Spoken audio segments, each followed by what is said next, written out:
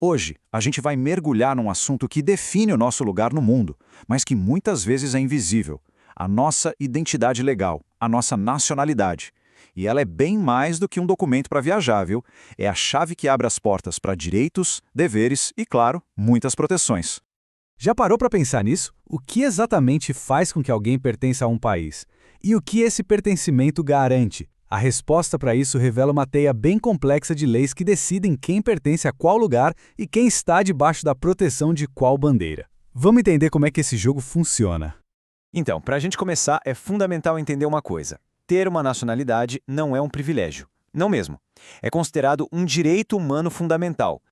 Olha, essa frase aí do artigo 15 da Declaração Universal é um dos pilares do nosso mundo moderno. A grande ideia por trás dela era garantir que ninguém ficasse legalmente invisível, sem um Estado para chamar de seu. É a base de muito do que a gente entende hoje como direito internacional. E aqui, claro, a gente esbarra na realidade. Apesar dessa declaração tão importante, o fenômeno da apatrídia, que é exatamente a condição de não ter nacionalidade nenhuma, ainda é uma situação trágica para muita gente. O número é realmente chocante. A gente está falando de milhões de pessoas vivendo num limbo jurídico, sem acesso a direitos básicos que a cidadania normalmente garante. E isso pode acontecer por causa de guerras, por leis que discriminam certos grupos ou até por falhas burocráticas. É a prova de que o direito no papel nem sempre se traduz na prática. Ok, saindo um pouco da teoria e indo para a prática. Como um país decide quem é de fato um dos seus? Existem basicamente dois caminhos, dois mecanismos legais bem claros para isso.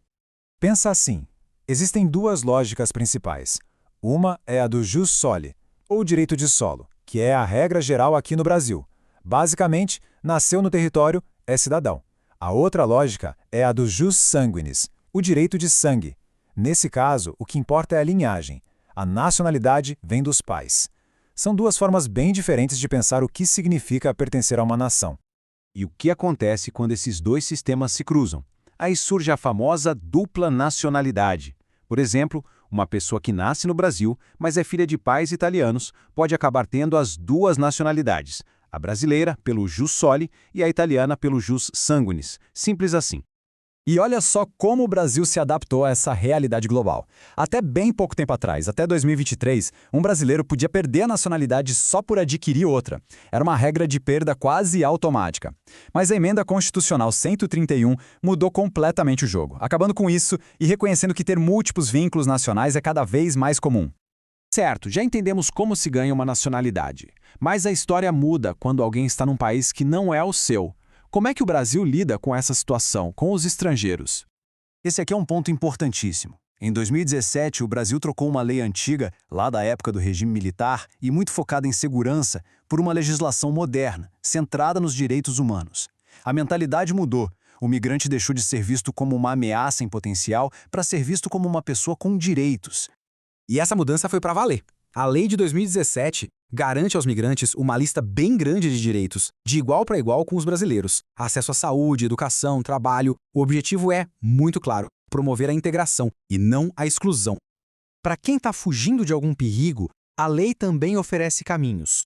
O asilo político é um instrumento clássico para casos bem específicos de perseguição política. Já o visto humanitário é uma ferramenta mais nova e flexível, pensada como uma resposta a crises gigantescas, como guerras ou desastres naturais, que não se encaixam direitinho na definição tradicional de refúgio. Mas e quando a pessoa não está procurando refúgio, mas sim fugindo da justiça? O que acontece quando alguém comete um crime e corre para outro país? Bom, aí a gente entra no universo complexo da extradição. A lógica da extradição é até simples. Ela existe para que ninguém escape da justiça só por cruzar uma fronteira. Ela só vale para questões criminais e, na maioria das vezes, é regulada por um tratado entre os países. Mas mesmo sem tratado, a cooperação pode rolar se houver um compromisso de que um país fará o mesmo pelo outro no futuro. E aqui a gente chega numa das regras mais fortes e mais interessantes do direito brasileiro. Existe uma hierarquia de proteção. O estrangeiro, em geral, pode ser extraditado. O brasileiro naturalizado, só em alguns casos específicos. Agora, o brasileiro nato, a proibição é absoluta. Nunca, não importa o crime que tenha cometido. Então, o ponto central é esse. Essa regra do nunca extraditar um brasileiro nato é muito mais do que um detalhe técnico da lei. É uma demonstração de soberania. É o Estado dizendo que o vínculo com seu cidadão originário é inquebrável. Para a gente fechar, vamos falar de um assunto que sempre desperta curiosidade e até uma certa polêmica: a imunidade diplomática. Será que ela realmente significa que algumas pessoas estão acima da lei? Olha, aqui a distinção é tudo. A primeira coisa a entender é que diplomata e cônsul não são a mesma coisa.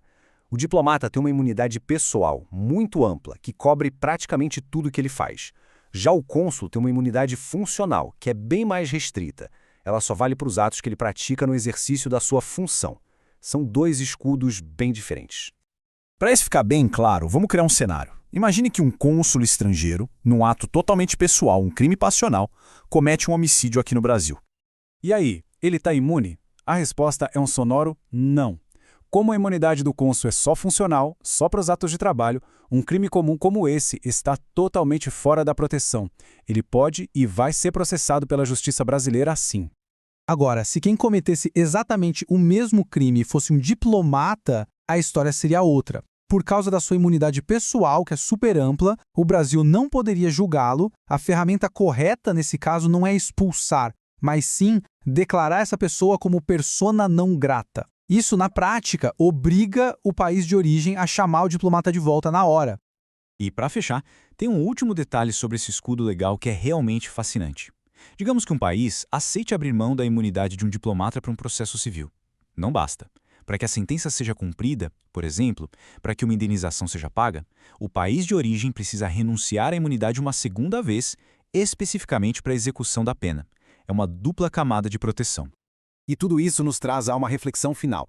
No mundo cada vez mais conectado, onde pessoas, dinheiro e ideias cruzam fronteiras o tempo todo, será que essas regras que nos amarram a uma nação e que criam exceções legais tão fortes ainda fazem sentido do jeito que são hoje? É algo para a gente pensar.